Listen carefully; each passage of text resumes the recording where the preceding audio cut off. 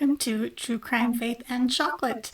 I am USA Today Bestselling author Annette Lyon, and today we are talking Tim Ballard and the most recent civil lawsuit against him. Today's chocolate is chocolate hazelnut pirouette. I'm losing track of how many lawsuits Tim has at this point.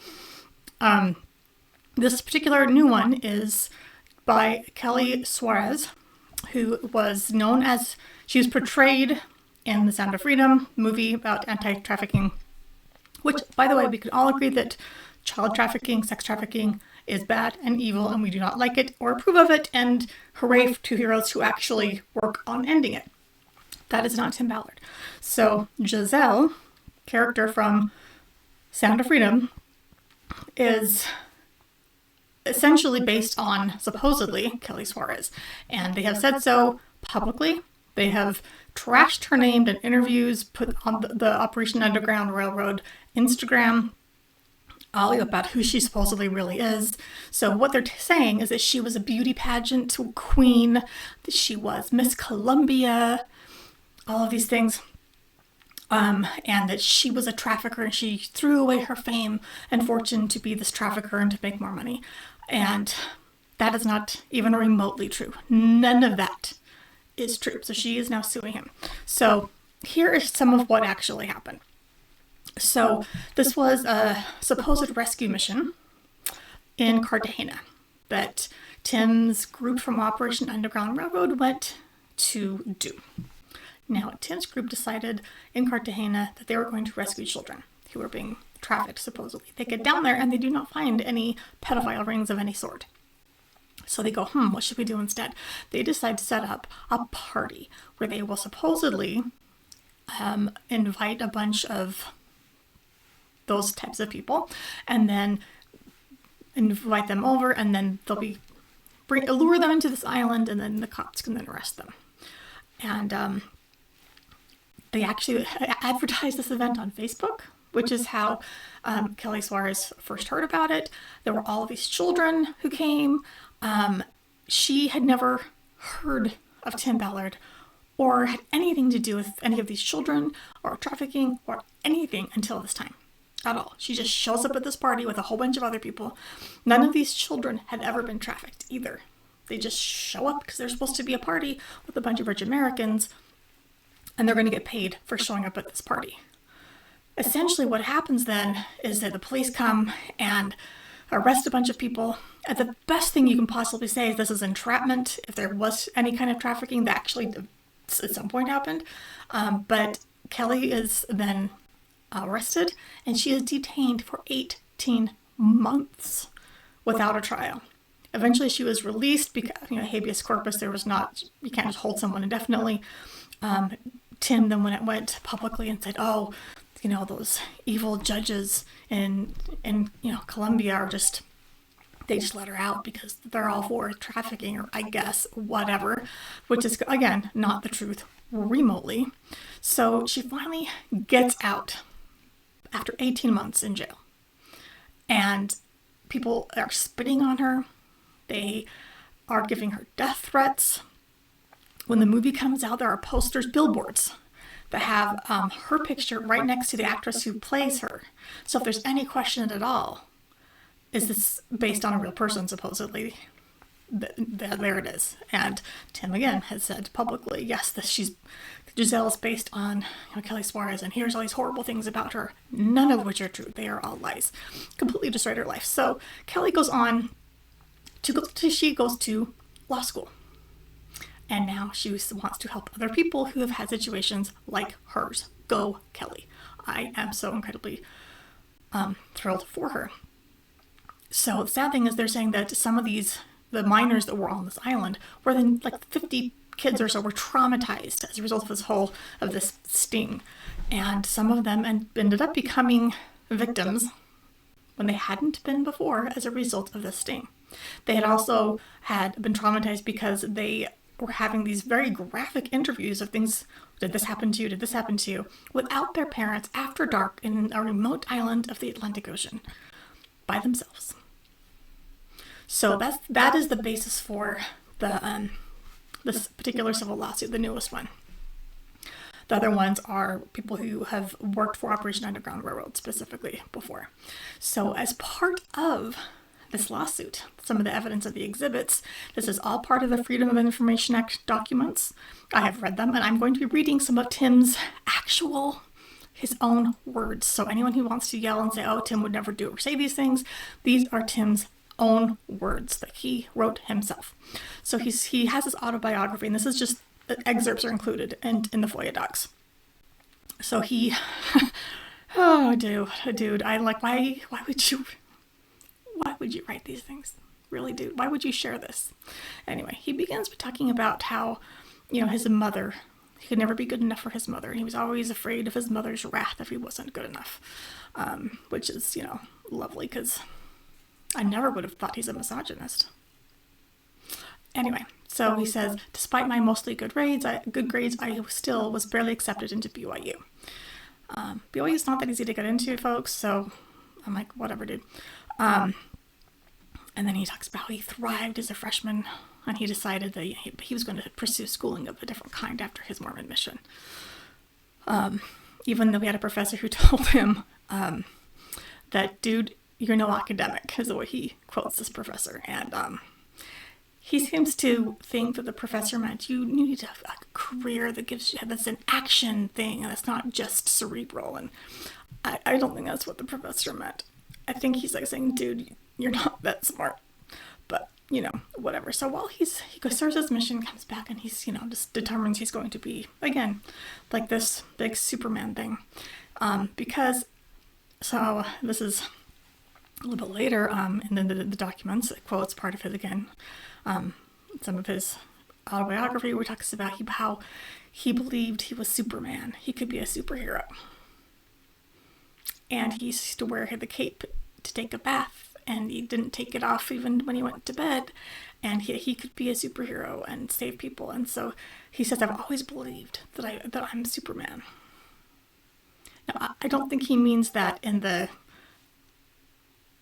sense of DC Comics, like he believes he's from Krypton, but I do believe he means that literally in the sense of he is special, and he has this wonderful thing that he has this mission to accomplish, which does go back to his faith in the Church of Jesus Christ of Latter-day Saints.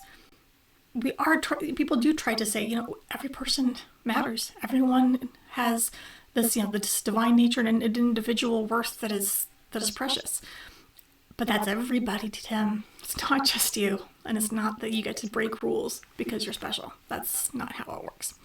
So he goes on to talk about when he met Catherine, his wife, and they got engaged, and his mother did not approve. And he talks about the wrath of his mother, get the ring back. And because Catherine was going to drop out of college because she wanted to be a mother and a stay-at-home wife, and that was just her dream.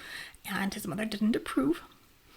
And so he says it was like World War III between Catherine and his mother, but they got married anyway. I'm like, oh, okay, great.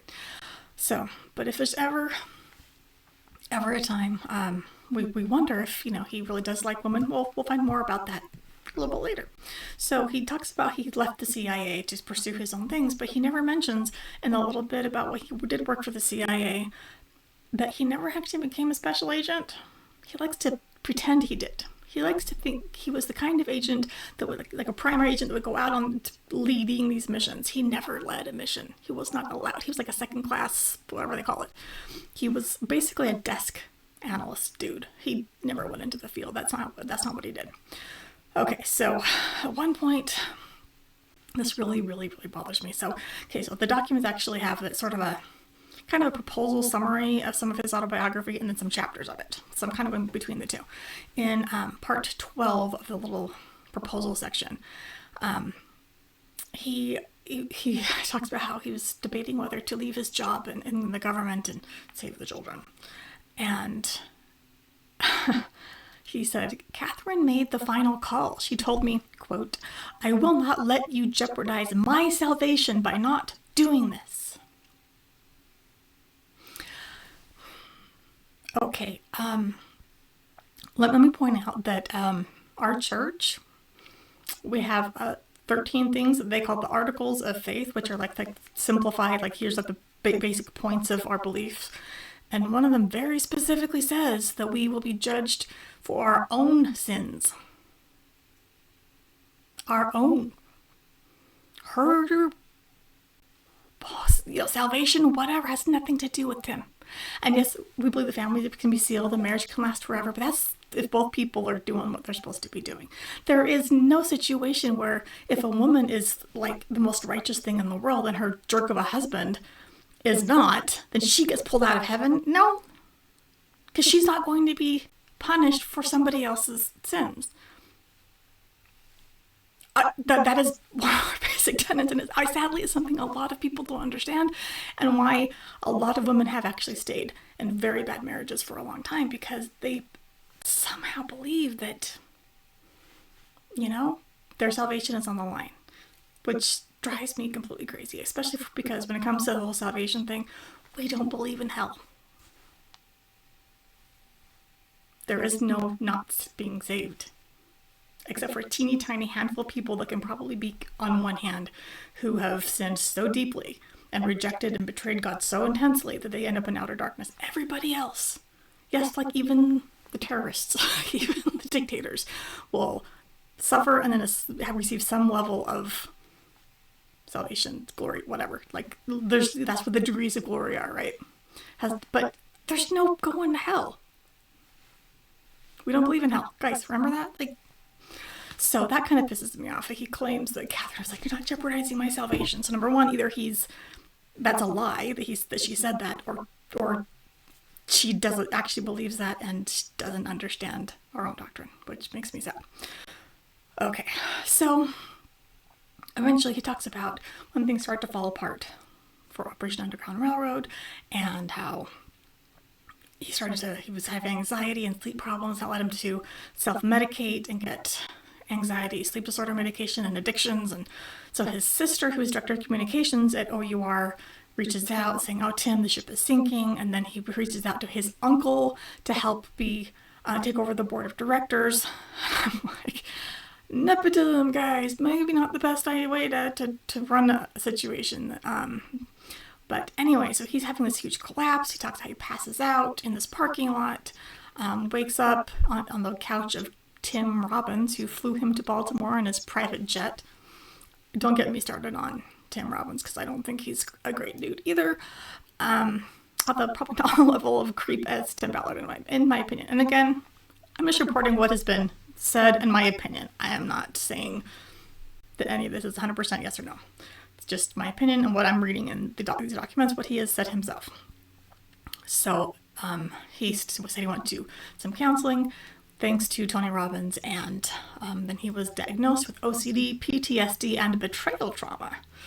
I totally believe the OCD thing. I think a lot of people who end up in the types of criminal behaviors that he is accused of have some OCD tendencies, and I think in many cases they can be religious scrupulosity even. So they get obsessed with being perfect in whatever they envision that needs to be from a religious standpoint. So that's possible. PTSD, I don't know. He was never really on the ops. I think he, in my opinion, and from what I've heard from his supporters, people who were on the ops with him, they may have actually saved and helped some children, but aftercare is questionable, and the sheer numbers of people he has claimed to help and save is complete crap.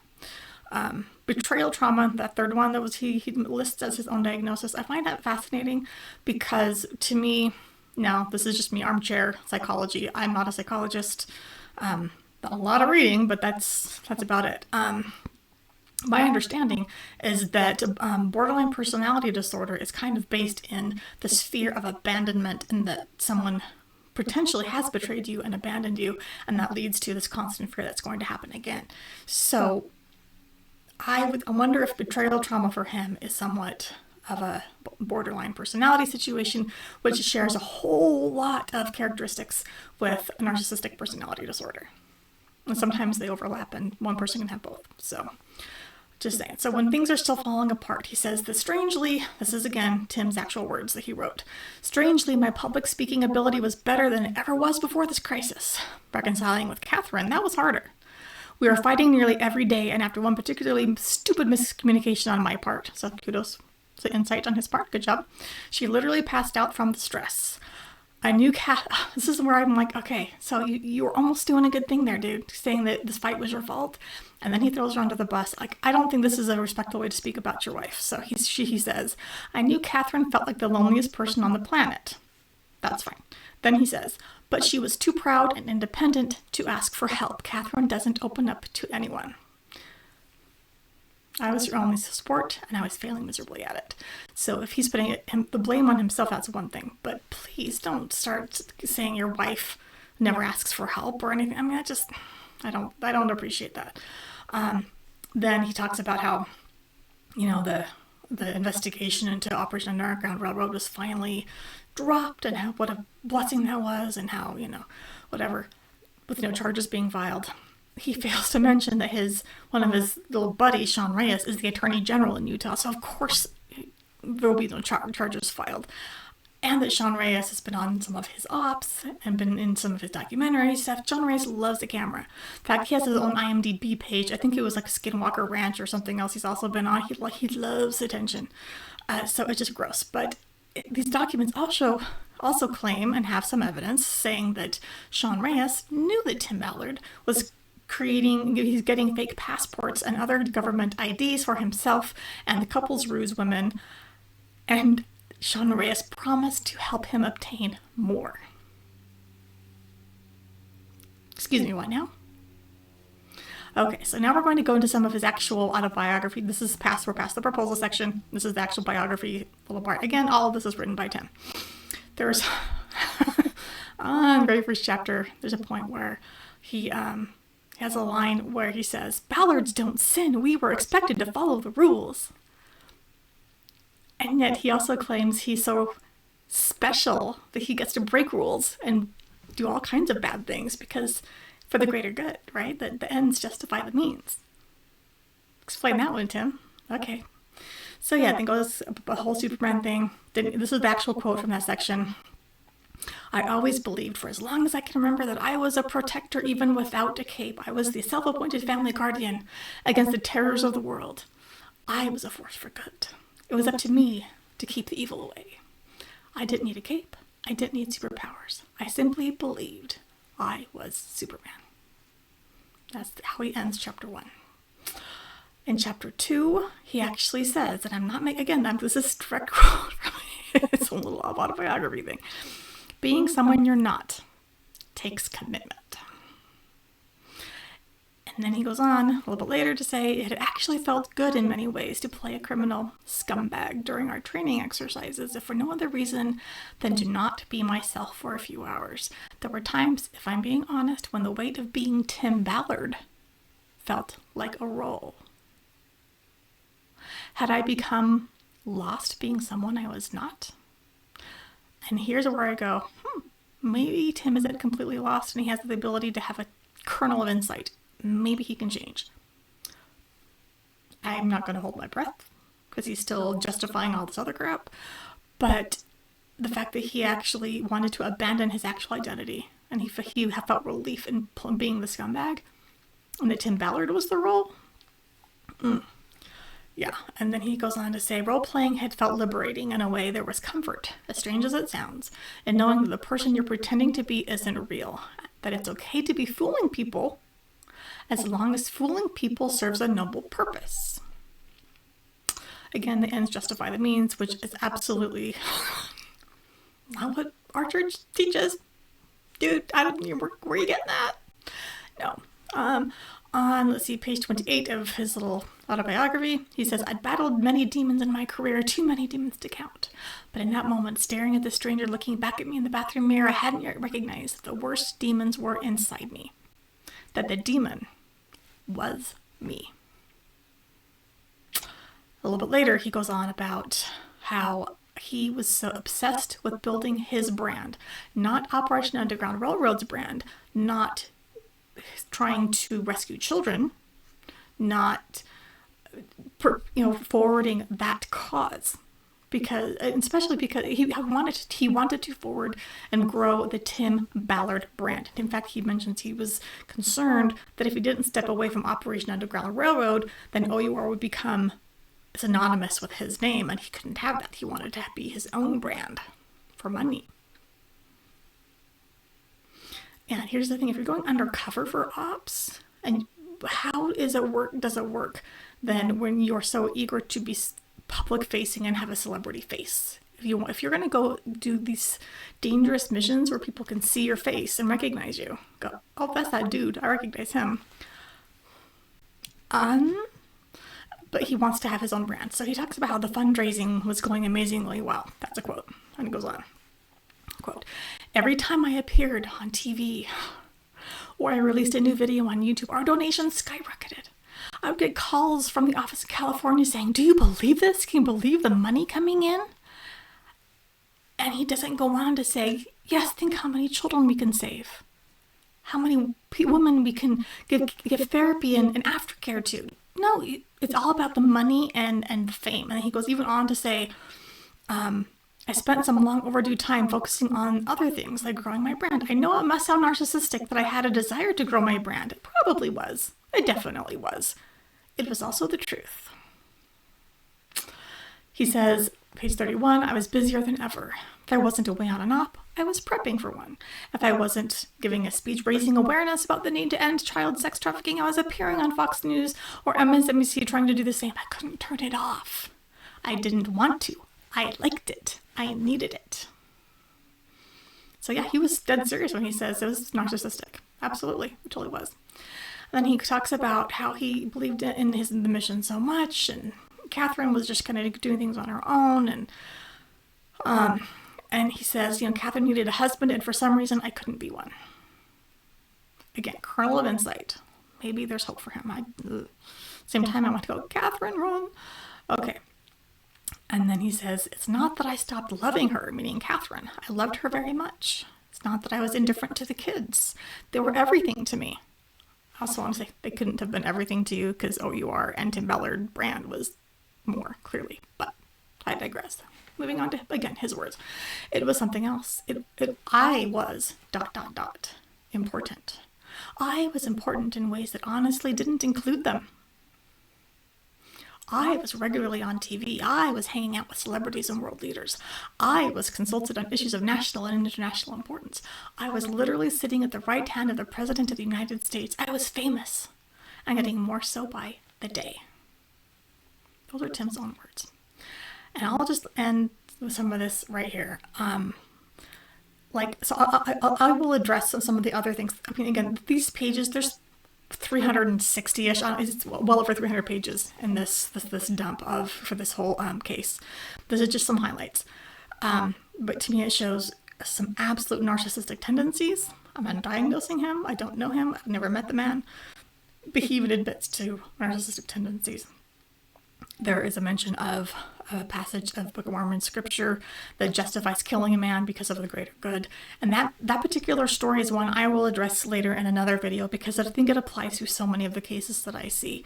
And I will be talking about why it absolutely is a piece of crap excuse for any of this, from Chad Daybell to Tim to so many others. So we'll get into that. But the last page that is included in the FOIA docs of his autobiography, we'll just end with this. He says, I was an imposter.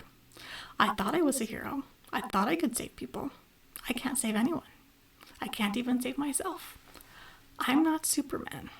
I am nothing. Couldn't have said it better myself. See you next time on True Crime, Faith, and Chocolate.